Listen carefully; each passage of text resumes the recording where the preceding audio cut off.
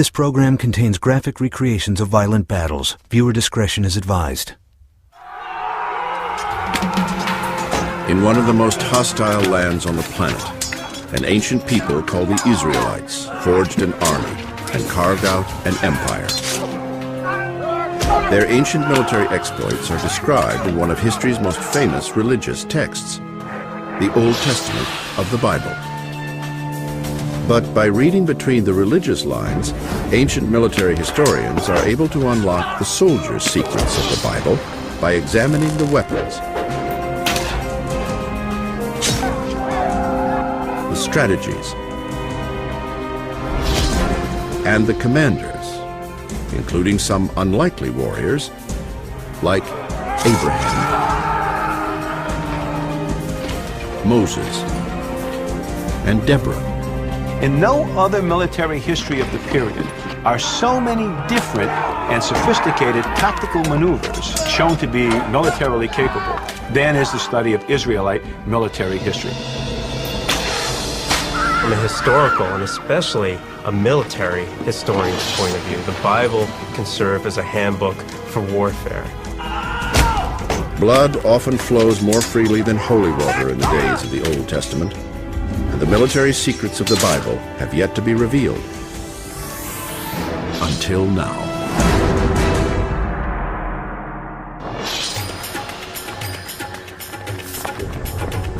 It is around the 14th century BC, in the southern part of modern-day Israel. A force of about 300 soldiers searches for an army that has invaded the area and kidnapped several of the locals. One of the captives is a man named Lot. It is Lot's uncle who leads the rescue force, but he is no ordinary man. He is the father of the Israelites and is about to fight one of the first battles described in the Bible. His name is Abraham. One of the interesting things you find about studying battles of the Bible, in no other military history of the period are so many different and sophisticated tactical maneuvers demonstrated and shown to be militarily capable than is the study of Israelite military history. And it all begins with Abraham and his rescue of Lot. To understand Lot's capture, one need only look at a map of the Middle East. Modern-day Israel, or the land of Canaan, as it is known in ancient times, is a land bridge connecting Africa with Asia and Europe. Over the last 4,000 years, innumerable armies have crisscrossed this narrow strip of land, drenching its soil with blood. On this occasion, a coalition of Mesopotamian armies had traveled hundreds of miles from their home in modern-day Iraq to the Dead Sea area of Canaan. It is from the town of Sodom that Lot is kidnapped. According to the Bible, Abraham is the first of the patriarchs of Judaism, the first of the Hebrews who believes in a single God, often called Yahweh. In the Bible, Yahweh promises the land of Canaan to Abraham's descendants. When most people think of Abraham, they think of an old Bedouin leading his flock around the desert. Most people do not think of a military leader, but it's quite evident from reading the Bible, especially the instance with the rescue of his nephew Lot, that Abraham was a very skilled military tactician. It is this very business that awaits Abraham and his warriors. But unlike the Mesopotamians, Abraham's men are most likely armed only with spears and clubs. These disadvantages, however, do not deter the father of the Hebrews. Abraham sets the pattern for future Israelite military leaders by devising a guerrilla-style attack. The ancient Israelites' first military test of the Bible is about to unfold.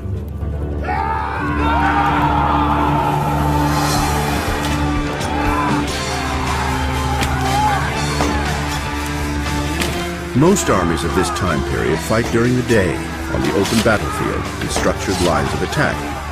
According to the Bible, Abraham's attack is a surprise nighttime raid from two different directions. Because of the surprise attack, the Mesopotamians had no time to form into defensive ranks. One of the first battles of the Bible is hand-to-hand guerrilla warfare.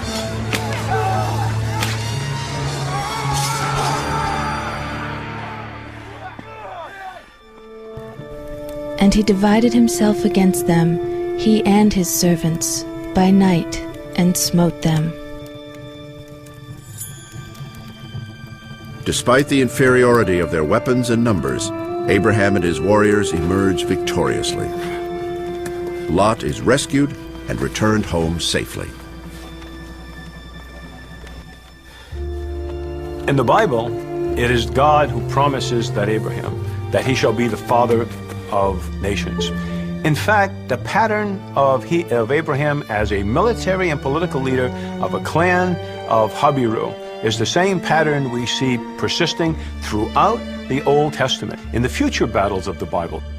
So in one sense, God kept his promise with a slight twist. Abraham did not only become the father of nations, he became the father of warriors.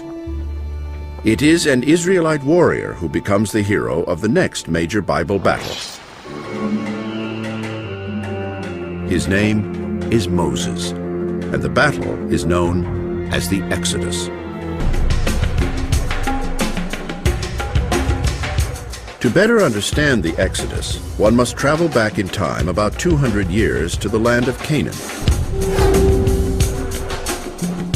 Here, Abraham and his Israelite descendants are forced to flee the land because of famine and drought. They migrate to the eastern edge of Egypt and settle in the land of Goshen, where the earth is fertile and flocks and crops thrive. But eventually, a new pharaoh rises to power. Some scholars believe he is Seti I, and he does not seem to care much for the Israelites. And he said to his people, "Look, the Israelite people are much too numerous for us. Let us deal shrewdly with them, so that they may not increase. Otherwise, in the event of war, they may join our enemies in fighting against us and rise from the ground." The sheer location of where the Habiru are in the land of Goshen, sitting astride the key route of invasion or defense of Egypt, probably convinced Seti himself, a professional warrior, that something had to be done to either remove them or to weaken their influence, or at least remove them from their geographical area. Thus it is that Seti becomes, most historians think, the Pharaoh in the Bible who first sets the Israelites to physical labor. So Moses says to Pharaoh, "Listen, God told me personally to lead my people out of here, so you've got to let my people go." But Pharaoh resists. Then what follows is the Passover story and the plagues that wrought devastation upon Egypt.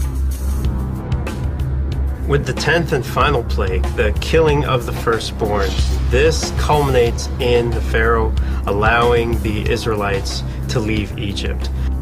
But the Bible says something very interesting right after this episode, something that actually makes us question whether they really in fact were slaves or not.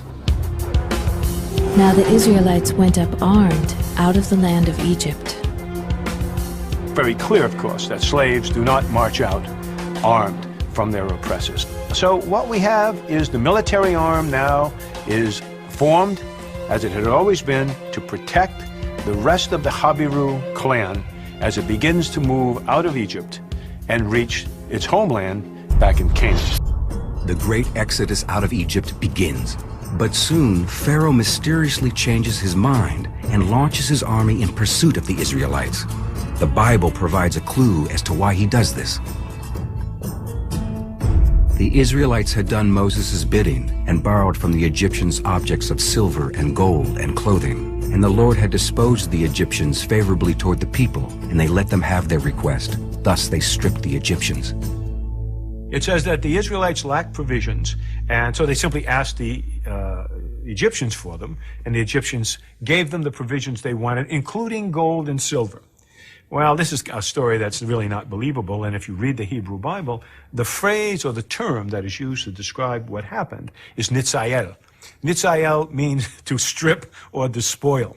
Whatever was being given was certainly being taken at the point of a sword. The first steps to the promised land are paved with blood.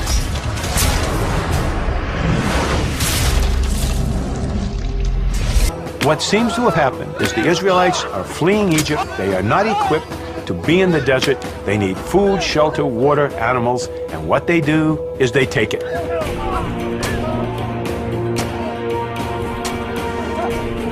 So the reason, I think one could argue, that changed Pharaoh's mind was news that the Israelites who were leaving had simply raided a town and sacked it and took all the supplies. And the text bears me out on this, for it says, Pharaoh found that the Israelites were leaving Egypt boldly. Keep in mind, this is not just a bunch of nomads. This is a Habaru group of some size with a military arm, and they use that military might to provision themselves in order to survive in the desert. The Israelites have begun their great exodus out of Egypt and are marching toward the land of Canaan, a land supposedly promised to them by God. With the Egyptian chariot force in hot pursuit, the Israelite military leader Moses turns off the main road to Canaan and leads his people into the desert. Always deceive your enemy as to your intentions. Moses is trying to deceive Pharaoh into thinking that he is lost in the desert. The placement of the pillar of fire seems to be integral to Moses' strategy of eluding the Egyptians, because on the other side of the Israelite army is the Sea of Reeds.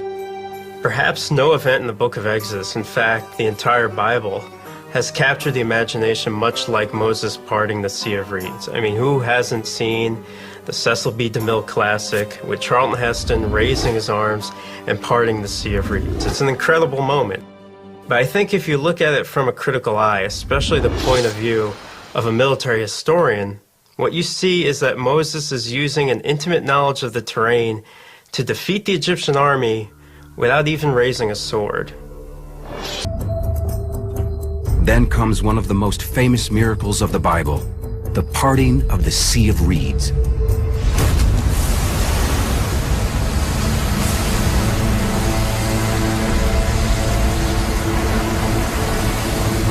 This is how the Bible explains the Israelites' escape from Egypt. They continue to Canaan, where they eventually claim the land as God-given. But this is just one version of the Exodus story. It's a great story, and is the foundation upon which Judeo-Christianity is based. God leads the Israelites from bondage to a promised land. You get the whole Passover story and everything. Now, if we stop and retell this story from a military perspective, from a soldier's point of view, we get a very different, a very violent picture. At dawn, Pharaoh discovers an abandoned camp. He immediately gives chase. But while the tide may be out, the ground is too soft to handle the weight of Pharaoh's chariots. At the morning watch, the Lord looked down upon the Egyptian army from a pillar of fire and cloud, and threw the Egyptian army into panic. He locked the wheels of their chariots so that they moved forward with difficulty. Now, while stuck in this mud, probably the tide begins to come in, perhaps some people drown. But what is important is that tide's going to be in for almost 8 hours now. There's no way for Pharaoh to pursue. But the Exodus campaign has only just begun. 3 months into the journey, a tribe of people called the Amalekites launched a surprise attack against Moses and the Israelites. The Amalekites are a hostile tribe that roams the Sinai Peninsula and southern Canaan. They fight on camelback, firing arrows at their enemies and cutting them down on the run.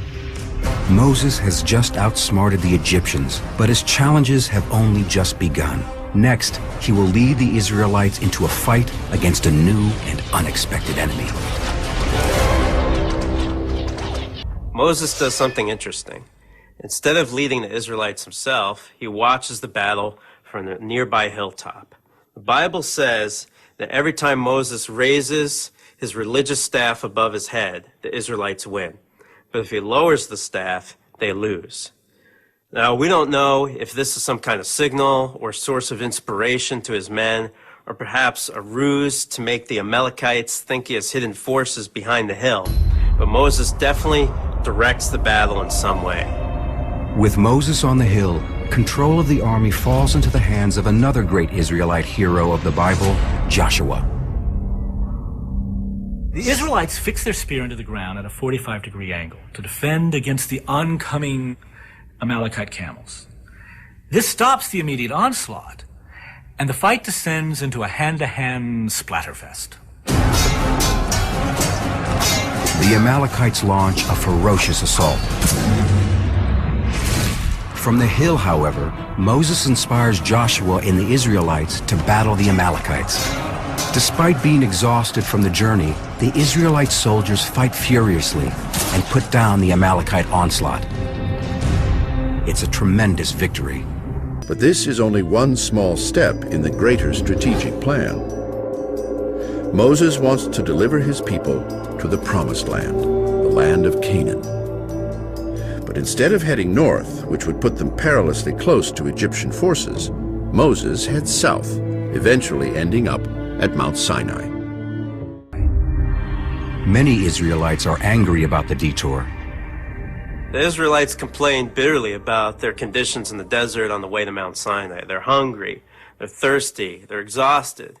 You've got to remember there are women and children here on this trek. How are they going to eat? What are they going to eat? To get them to leave Egypt, Moses promised the Israelites a land of milk and honey in Canaan. But what they get is sand, marsh water, attacks, and spooky mountains. The Israelites are on the brink of an open rebellion against Moses and his leadership. It says in the Bible, what are we doing following you, Moses? We should have gone back to Israel, gone back to Egypt. There we had fish, we had melons, we had onions. What do we got here? Nothing, so to speak. So very human emotions of maintaining power. While the furious Israelites rage, the Bible says Moses climbs Mount Sinai. There, he receives 10 commandments from God. The Bible states that Moses remains on Mount Sinai for 40 days. When he finally comes down, he carries the stone tablets of God's law, the 10 commandments. But when Moses reaches his people, he's stunned by what he sees. He finds that the people have created a terracotta or clay idol covered over with gold, and they're worshiping the golden calf. He's furious.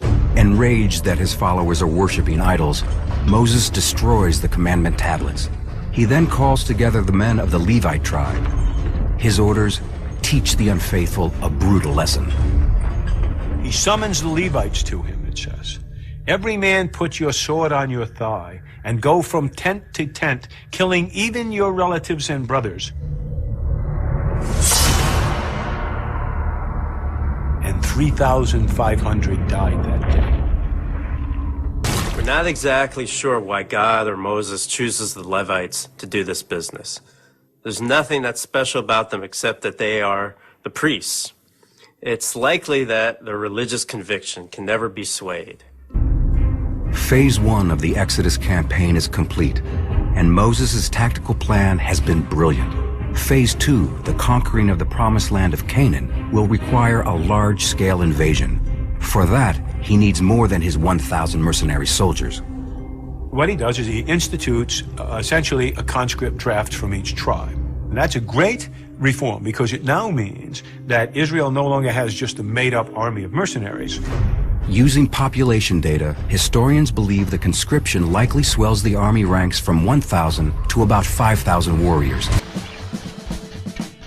After 2 years, the Bible states that a well-trained and well-organized Israelite army marches out of Sinai in a column divided into several divisions. Scouts lead the way, followed by heavy infantry, spear and shield-bearing soldiers. They march and fight in phalanx, or several rows of tightly interlocked warriors.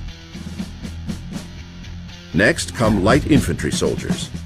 Armed with bronze sickle swords, they have the ability to quickly respond in all directions. Then come archers and slingers, equipped to launch arrows and rocks at the enemy. Finally, another line of heavy infantry soldiers defends the rear of the column. Except for chariots, which the Israelites don't have, Moses creates a mirror image of the Egyptian army. He knows how effective Egypt's coordinated attacks are and wants the same capabilities for his own army when he invades Canaan. Moses and the Israelites have been on the march toward Canaan for 2 years. But Canaan is a land already settled by powerful city-states with strong armies and fortified cities. It's not free for the taking. The Israelites have no intention of settling in Canaan as long as there are other people still in Canaan. They intend to attack cities and drive them out and to replace their populations with their own population. This is a war of extermination. Moses leads his followers to a large oasis in the desert called Kadesh Barnea, about 12 miles from Canaan. Here, Israelite spies who have been scouting Canaan return with both good news and bad. They come back and meet with Moses at Kadesh Barnea, and they say, this is an impossible task. The cities are walled, the armies are powerful, they have chariots, they have armor, weapons, they have food. It would be impossible for our army to do this. Moses determines that even his 5,000-man army isn't big enough for the job. The invasion must wait. The Bible states that finally, 40 years after the start of the Exodus campaign, Moses is ready to launch his attack against Canaan. He has trained his army well. They are a powerful fighting force. But Moses wants to fight on his terms, using tactics and strategies he first learned in Egypt and has been training with for more than 40 years. Walled Canaanite cities block the route north from Kadesh Barnea, and a direct assault could destroy Moses' army before he ever gets to the Promised Land. So instead, he marches the Israelites east towards the Jordan River Valley. Moses knows that your strategy should dictate your tactics, not the other way around. His goal is to get to Canaan with the largest force possible, which means he should avoid fights along the way whenever possible. For Moses, the path of least resistance to Canaan is through the Jordan River Valley. But there's still one problem. A mighty tribe stands in the way of Moses and the Israelites, the Ammonites. There's no way around them. Moses has the Dead Sea on one side and a harsh desert on another. His only way to the Jordan Valley is through the Ammonites.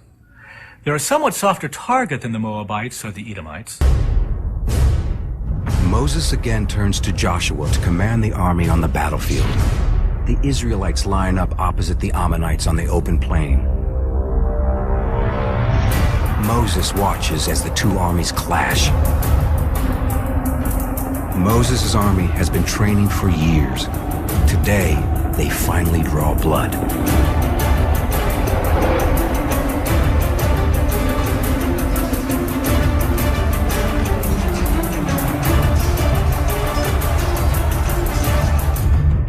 The Israelites' heavy infantry smashes into the Ammonites' front lines.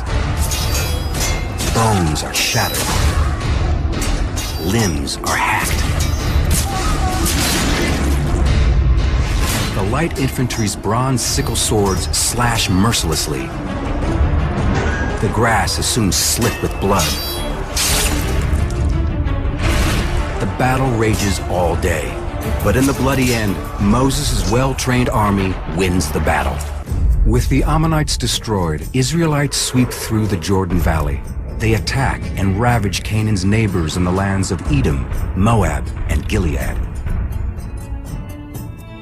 So the Lord our God also delivered into our power King Og of Bashan with all his men, and we dealt them such a blow that no survivor was left. One element of the Jordan Valley campaign that stands out is its brutality.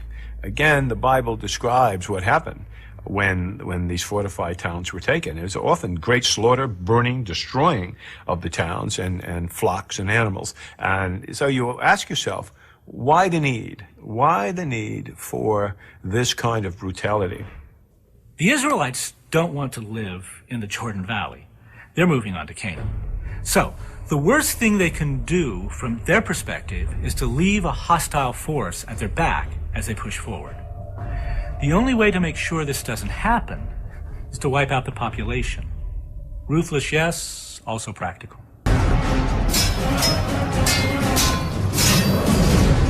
Moses' army, some 8,000 to 10,000 ruthless warriors, has cut a swath of destruction through the Jordan Valley. They now face the Midianites, a longtime Israelite ally. These are the people who took Moses in after he killed the Egyptian taskmaster. They are the people who Moses called family. His wife is a Midianite. Now, Moses gives a brutal order.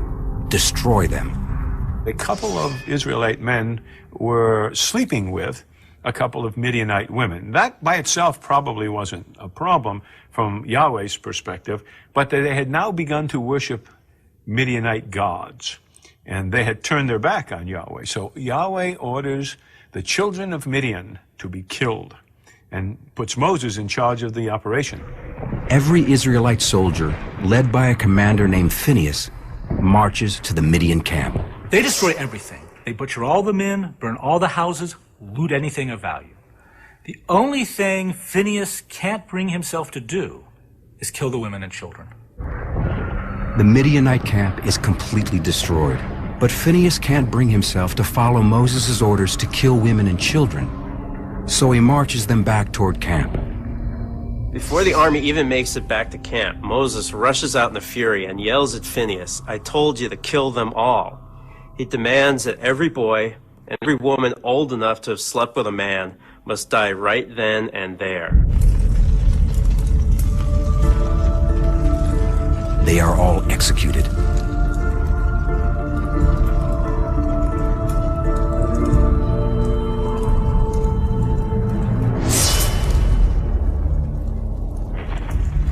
This is all a prelude to the invasion of Canaan, and Canaan will be a tougher nut to crack than the tribal societies of the Jordanian Valley. Best now to train the army for the horror it will face in the future. Many believe Moses used brutal methods in his long campaign to toughen the Israelites for the invasion of Canaan, but it's an invasion that Moses never gets to be part of. That very day the Lord spoke to Moses, "Ascend these heights of Abarim to Mount Nebo, which is in the land of Moab facing Jericho, and view the land of Canaan, which I am giving the Israelites as their holding. You shall die on the mountain that you are about to ascend." But for all of Moses' military preparations, he dies before his people enter the promised land. It is an interesting thing when you think about how we know Moses. We almost always know him as a religious leader or as a prophet, someone who talked to God, but we almost never think of him as a military leader. And yet, if you look at the Exodus as military history, it becomes very clear in one instance after another that Moses had a superb command of military tactics and strategy. The conquest of Canaan becomes the responsibility of the next great Israelite military commander, Joshua.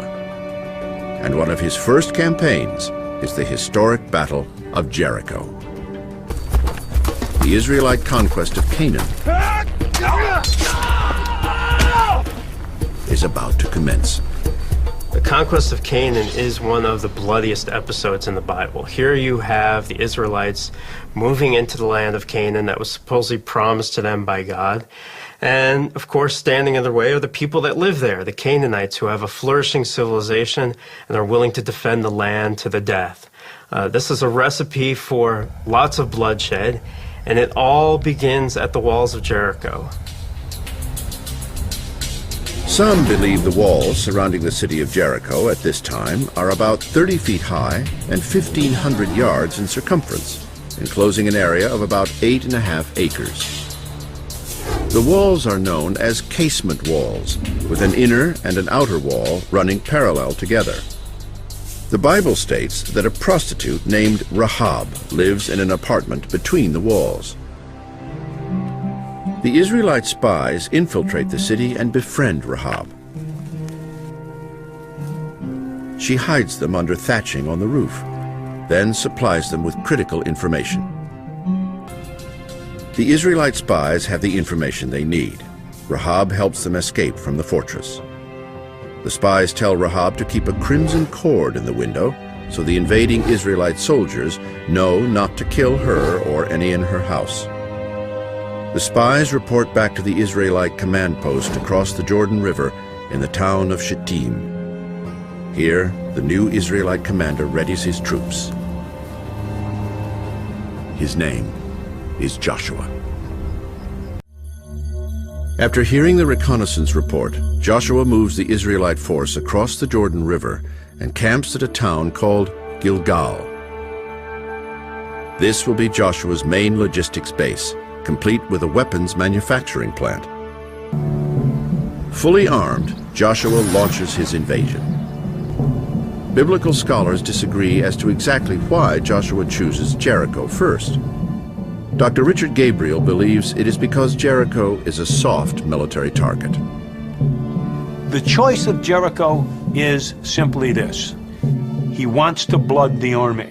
He wants the army to have a first victory. Nothing so excites an army than the fact that it wins. And secondly, he has no intention of taking Jericho. Okay? This is not a strategic war of armies. This is a war of extermination.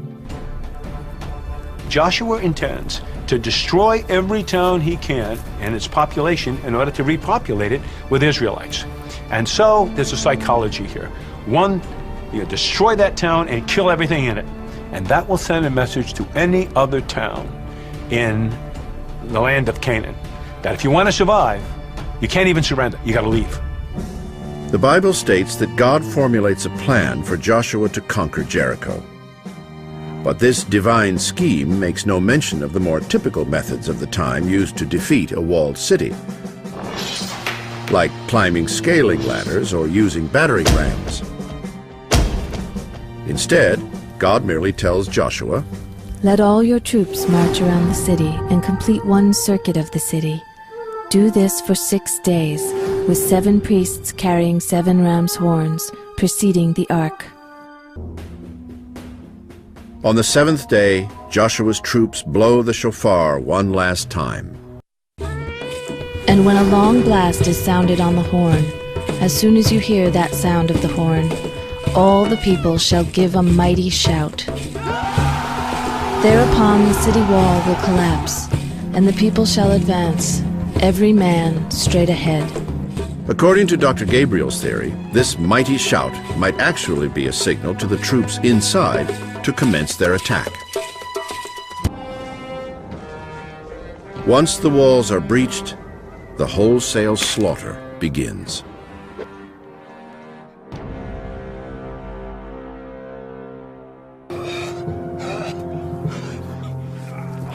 One further proof of the professionalism of the Israelite army is that it could kill on command. When Joshua put a town under the harem, which is the ban, okay? What does the text tell us? To go up among the town and leave nothing that breathes alive. Literally nothing. They killed every human, they killed every baby, they killed every cow, every jackass, every donkey, and every horse. For an army to do that, that's a highly disciplined army and a highly cohesive army. They exterminated everything in the city with the sword, man and woman, young and old.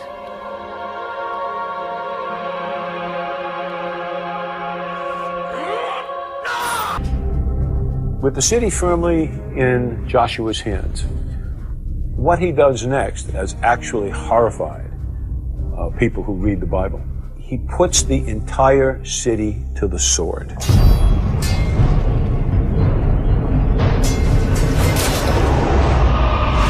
The term in Hebrew is kol ha-nesama,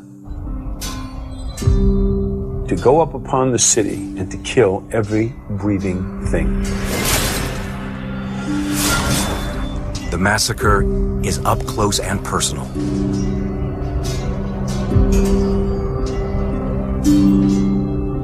This is a war of extermination. Joshua is sending a message to the other kings of Canaan. This is your fate if you do not leave.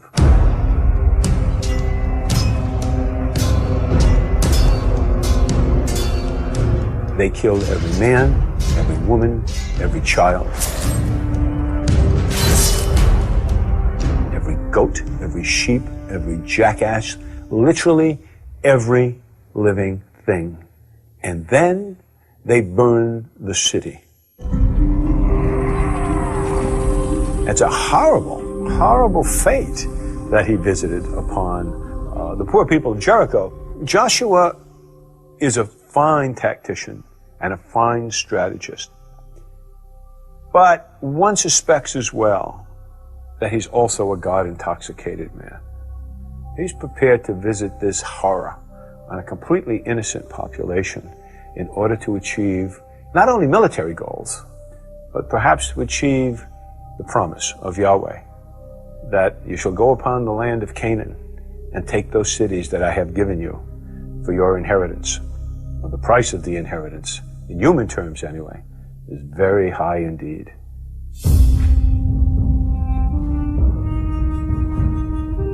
But the bloodshed has only just begun. Joshua's reason for destroying Jericho was primarily psychological. Strategy determines his next target. Running down the middle of Canaan is a central mountain ridge. Because of this natural obstacle, the easiest lines of advance for any military force are through the valleys. But Joshua's force is mostly a light infantry force with no chariots. They fight predominantly with sickle swords and spears, and usually wear leather armor. Attempting to conquer Canaan by way of the valleys would be disastrous for the Israelites, as the Canaanite chariot forces would easily overpower them. So Joshua seeks to gain control of the mountains, then attack the country from the high ground. Joshua's invasion begins at the Battle of Ai. Here he destroys a people known as the Bethelites. Then Joshua burned down Ai and turned it into a desolation to this day. And the king of Ai was impaled on a stake until the evening. The psychological effects of the defeat at the Battle of Ai reverberate throughout the country. I mean, if the Canaanites weren't scared before, they definitely are taking notice now. But this has an unintended consequence for Joshua, because the city-states of Canaan start to band together. They start to form a unified front against the Israelites. The Bible states that Joshua then forges a military alliance with Canaanites living in the town of Gibeon. Gibeon sits astride a key crossroad on the central mountain ridge of Canaan. It is a strategic target that the Canaanites in the area will do everything in their power to prevent Joshua from controlling. He signs a treaty with the town of Gibeon. That is what provokes the formation of a rival Canaanite coalition. And the time comes very shortly when they meet in battle at one of the most famous battles of the Bible, the Battle of the Elan Valley. 5 kings from southern Canaan join together and attack Joshua's new allies in Gibeon. When Joshua hears of the attack, he immediately musters his troops. He moves his army from Gilgal, which is 20 miles away, and moves it throughout the night in a very difficult climb of 3,000 feet up the east ridge of the Jerusalem mountains in order to position himself around the town of Gibeon before daylight breaks. Gibeon is located on a small rise in a valley. The Canaanite coalition troops are encamped in the valley. Joshua positions his army uphill and due east of the Canaanite camp. He seems to have chosen this location purposefully, for another ally will soon join him: the sun. The Bible says that Joshua prayed to the Lord to make the sun stand still. Joshua said to the Lord in the presence of Israel, O sun, stand still over Gibeon. O moon, over the valley of Elan. So the sun stood still and the moon stopped. There has never been a day like it before or since, a day when the Lord listened to a man. What probably happened in just physical terms was that we've all seen early morning where the sun is coming up and the moon is still present in the sky. And that's apparently what happened. It gives us an idea of the time of day at which this thing was fought. The time of day is crucial because he's using a force of nature as an ally, the sun. Joshua leads this army up over the hills and strikes downhill with the sun at his back. Takes the Canaanite armies who were still in their camp, still having breakfast, still in their tents half asleep, and just smashes into them. The carnage begins. The Israelites chased the Canaanites from the town of Gibeon down the Ilon Valley. Joshua took them by surprise, marching all night from Gilgal. The Lord threw them into a panic before Israel. Eventually, Joshua executes all 5 Canaanite kings. It's one of the greatest victories of Joshua in the Bible, and indeed one of the campaigns that's studied for many, many years in almost all armies of the world. Because what you have here is an Israelite army having moved almost 30 miles in 48 hours, 2/3 of the time under combat condition. That's a military feat that modern commanders would find very, very difficult to achieve themselves. With this victory, Joshua has gained control of the southern part of the central mountain ridge. The Bible states that Joshua continues his attack on the rest of the country and eventually defeats 31 Canaanite city-states. But before Joshua can conquer the entire land of Canaan, he dies of old age.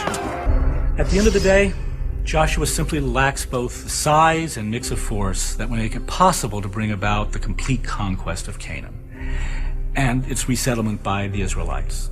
The result is that even as the Bible tells the story, Joshua was never able to do this, and he dies a rather bitter man. Toward the end of his life, Joshua retires from combat and fades into anonymity. And he was buried alone on a place which translates from Hebrew, Angry Mountain. And it is said in the Bible that no one attended his funeral. And this is one of an unfitting end for one of history's great commanders. Now, after 2 centuries and thousands of lives lost in bloody battles, the Israelites no longer call this land Canaan. It is their homeland, Israel. They have become one of the most powerful military forces in the region and are united for the first time under a king named Saul. Over a period of about 20 years, Saul builds a professional army and extends the Israelite kingdom with defeats over the Edomites, Moabites, and Amalekites. As the Israelite army increases in size and strength, however, the Philistines grow wary. They are known as the Philistines. A sea people, likely from the Aegean, they sweep down the Mediterranean and settle along the southern coastal plain of Canaan. These fierce warriors aim to control the ports of the Mediterranean Sea, as well as the trade routes throughout Canaan. Around the year 1010 BC, the Israelite army scores a major victory by defeating the Philistines at Michmas Pass. The Israelite king Saul is regarded as a hero. His popularity soars as he is able to take back control of the central mountain ridge of Canaan. This is a great time for Saul. He's secured the mountain ridge, he's cut the trade routes in the Jezreel Valley, and he's made headway to creating a united monarchy. According to the Bible, the Israelites and the Philistines face off against each other near the valley of Terebinth. The army commanders decide to settle the day by pitting each army's greatest fighter against each other. Now, that strikes the modern ear as strange. The idea very often was that it was the deities that actually decided battles. So it would come out the way the gods wanted it to come out. The Philistine champion is a giant known as Goliath.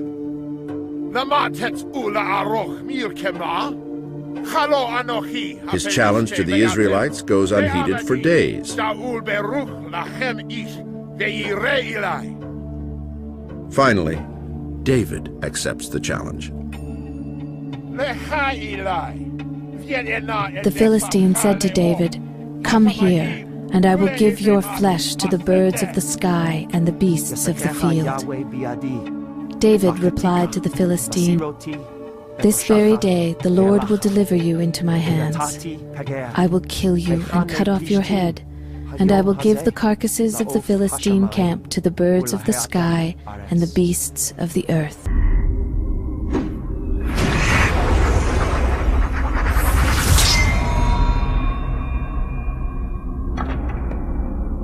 Everyone knows the story of David and Goliath, where David ventures onto the plain, fires a sling at Goliath, strikes him between the eyes, and Goliath is killed.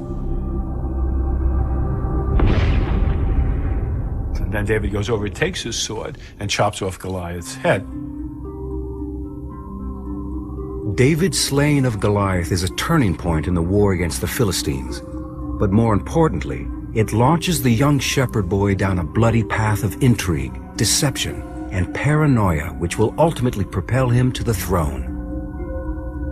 It's one of the more interesting aspects of the Bible, that David is held in such high regard as the father of Israel and the king of Israel. But when you really look at his career, what he really is a kind of bloodthirsty opportunist. David is an instant hero.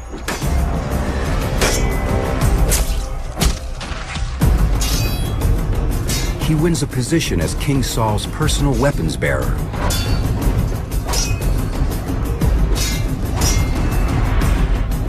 This gives David the opportunity to hone his skills as a soldier.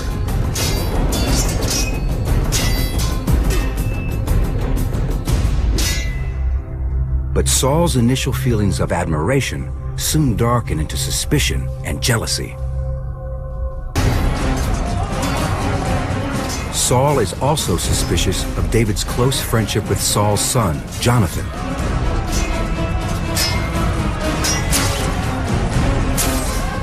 The two young men form a brotherly bond on and off the battlefield.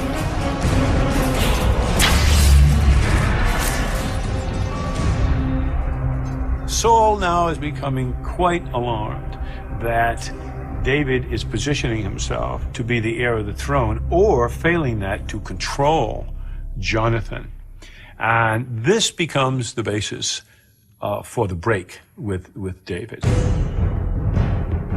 To escape Saul, David retreats to his home tribe of Judah, a region in southern Israel.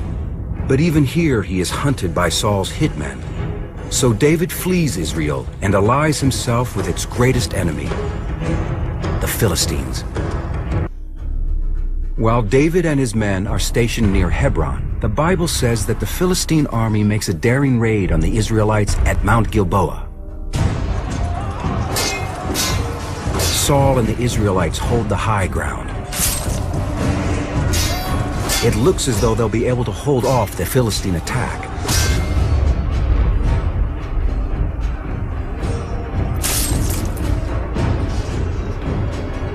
But the Philistines manage to encircle the Israelites and envelop them. Saul and Jonathan are doomed.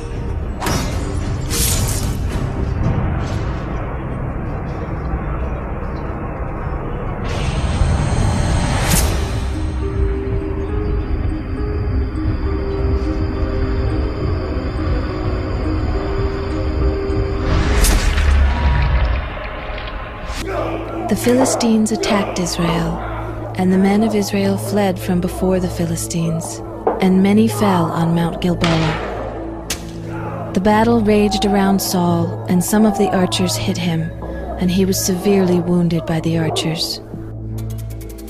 The Philistines pursued Saul and his sons, and the Philistines struck down Jonathan.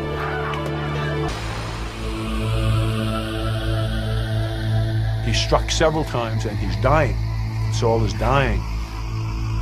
And he turns to his weapons bearer and says, "Kill me.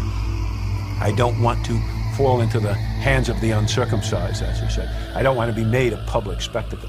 But his weapons bearer just can't do it, cannot kill his friend. Not willing to be captured, Saul takes his own life. The Philistines behead Saul and hang his body on a wall of a Philistine city. But the Philistines have a problem. One heir to Saul's kingdom still remains, his son Ishbaal.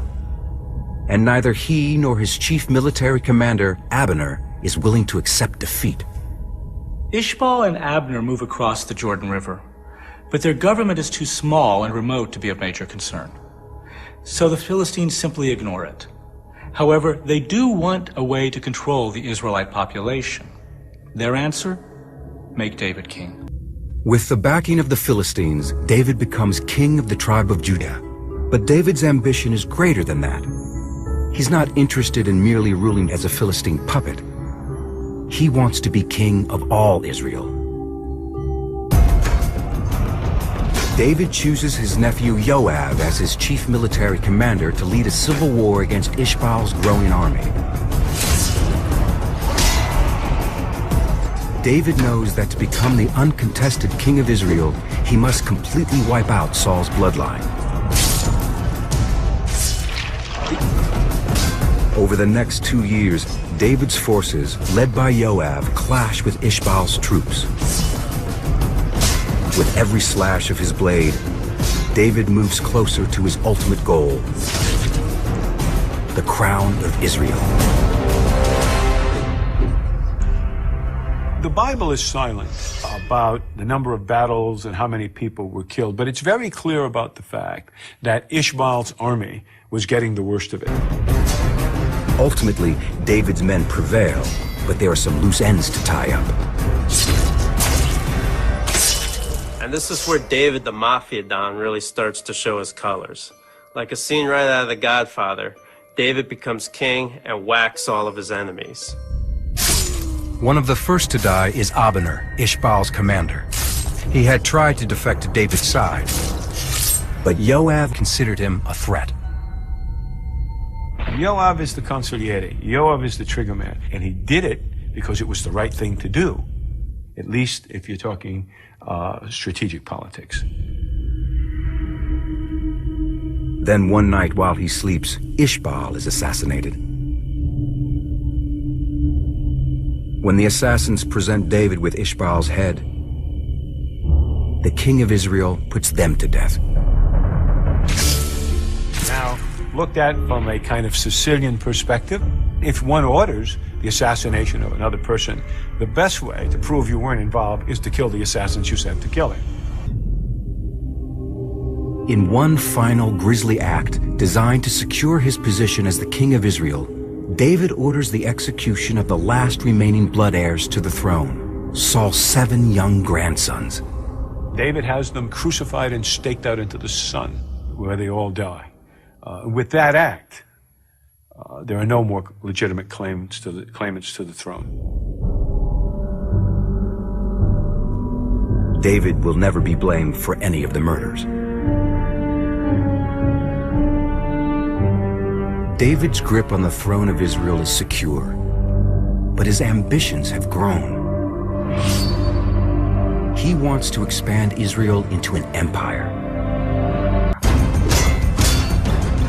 David's first order of business is to rid himself of any obligation.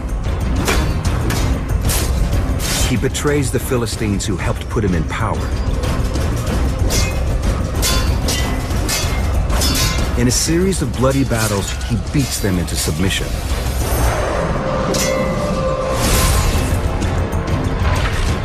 After this defeat, the Philistine soldiers will fight for David's army. They'll supply him with their most prized weapon, the war chariot. With an army that now numbers some 8,000 to 10,000 soldiers, David captures the city of Jerusalem, where he establishes Israel's first capital. The King's Highway connects Syria and Egypt. David wants free access to this important trade route, so he moves to take Edom by force. David moves very quickly to bring Edom within the Israelite orb, and does so with incredible brutality.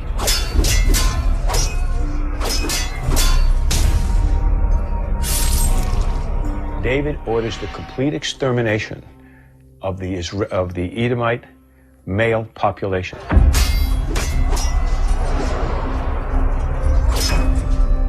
The children and women are sold into slavery. Their government is dismantled.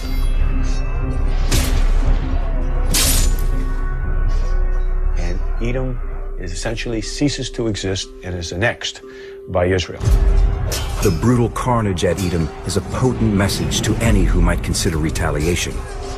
But David's bloodletting has only just begun. Next on his hit list is Moab. David knows Moab is not really a military threat to Israel because it's on the far side of the Dead Sea. But he doesn't want to take any chances. And again, he proves to be merciless. And he smote Moab and measured them with the line, making them to lie down on the ground. And what the Bible tells us is that the captives of all military age were laid out in 3 lines, while the troops went among 2 of the lines and put them all to the mouth of the sword, which means essentially beheading them. For the second time, David massacres his neighbors, leaving them unable to rise against him. Now, David leads nearly 10,000 troops north. Having conquered both Edom and Moab, David naturally turns his eyes to the remaining state that is a competitor for Israeli interests in the Jordan Valley, and that is the Ammonites, whose capital is at Rabbah, which is modern Ammon. Ammon is the last but most important of the 3 eastern border states David seeks to conquer. It is Israel's prime competitor for regional influence. They found their allies in the north, the land of Aram, in what is called Syria today. It's a new force that has come to power under a leader named Hadadezer, who has ambitions of his own. When David gets word the Ammonites have reached out to Hadadezer for help, he orders Joab to lead his army to Rabbah. And very quickly he assembles the entire army and puts his consigliere, Joab, in charge and tells him quickly to march on the capital of Rabbah and destroy it and defeat the Ammonites. Joab and the Israelites crossed the Jordan River without opposition. With no other troops in sight, Joab marches straight across the plain to Rabbah. Joab positions his army opposite the Ammonites. But as the Israelites march toward the walls of Rabbah, 20,000 Arameans attack them from the rear. Joab and the Israelite army are now caught between a hammer and an anvil. To counter the Aramean attack, Joab does something completely surprising. He divides his force in 2. Joab orders his Canaanite and Philistine chariot corps to turn around and charge the Arameans approaching from the plain. So this large chariot battle is fought on the open plain, in which the Arameans get the worst of and begin to flee. With the chariots on the run, Joab turns his infantry loose. Joab's success with his divided forces remains an amazing military feat to this day. Modern military tacticians always teach commanders to keep their forces together. After the battle, the Arameans retreat north into what is now southern Syria. David wastes no time. The Bible states that he orders all Israel to assemble. David personally leads the Israelites north, bypassing the capital of Rabbah and the Ammonite army. He's a smart tactician, a little bit smarter than Joab. He does not cross the Jordan Valley where Joab crossed. What he does instead is he moves on the Israelite side along the watercourse of the Jordan Valley, using it to protect his flank. David and the Israelites collide with the Arameans somewhere south of Succoth. It is known as the Battle of Halam. King David of the Israelites is being true to his brutal reputation. His current victims are the Arameans, and they are getting slaughtered.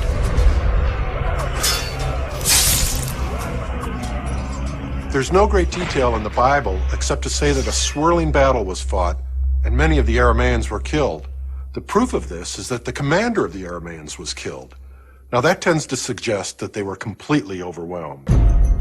Bruised by the Israelites a second time, the Arameans again retreat north. David now understands that I didn't come this far to win a single battle. We might as well deal with it while we have the troops in the field, and he continues to move north. News of the Aramean defeat at Halam spreads quickly throughout the region. Revolts erupt throughout the states that the Aramean king Hadadezer had already conquered. Hadadezer orders one force to hold off David and the Israelites, while he mounts a campaign to put down the local revolts. For the third time in 6 months, the Israelites battle the powerful Arameans. And David smote Hadadezer, king of Zobah, by Hamath, as he went to establish his dominion at the river Euphrates.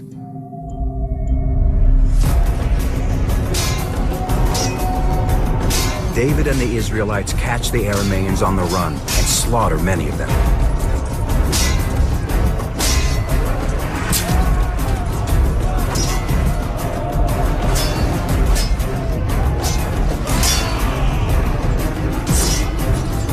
Hadadezer's empire is destroyed.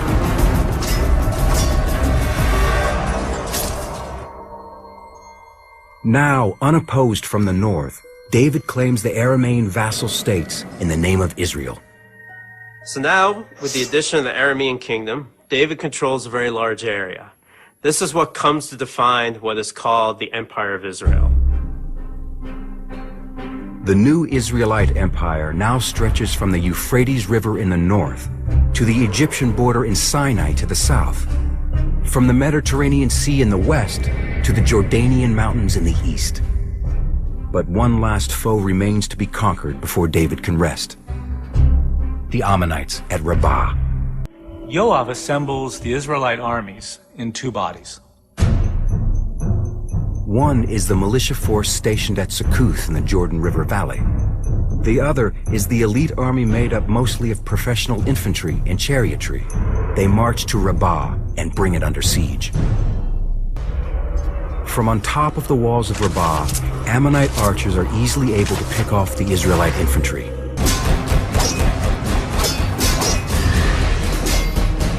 Yoav finally breaks through the Ammonite defenses.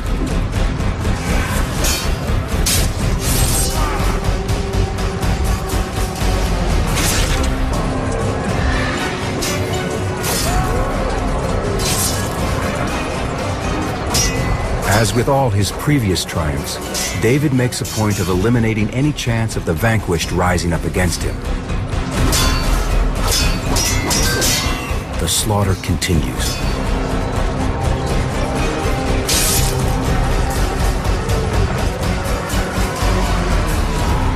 The Bible says he set the people to the mold, which is essentially what Pharaoh had done to the Israelites. He set them to construction work. One of their first tasks, tear their own walls down. Which is a very common thing to do in those days. Once you took the city, you destroyed its defenses so it couldn't resist you anymore. David's goals are complete. The Israelite empire is born. David rules the Israelite empire for 23 more years. The Bible states he dies peacefully in his bed at the age of 110. But even after his death, the murder and intrigue continues. David's other son with Bathsheba, Solomon, becomes the next king.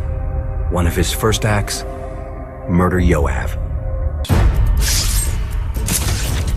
David is revered throughout the ages for uniting the tribes of Israel and establishing the Israelite empire. Like many conquerors, he was also ambitious, treacherous, and without pity. The Bible says that toward the end of his life, he was always cold, no longer able to feel warmth. Perhaps, like his amazing accomplishments, that too was a gift from God.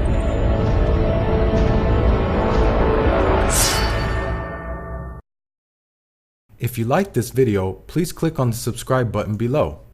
And don't forget to share this video with your friends and family.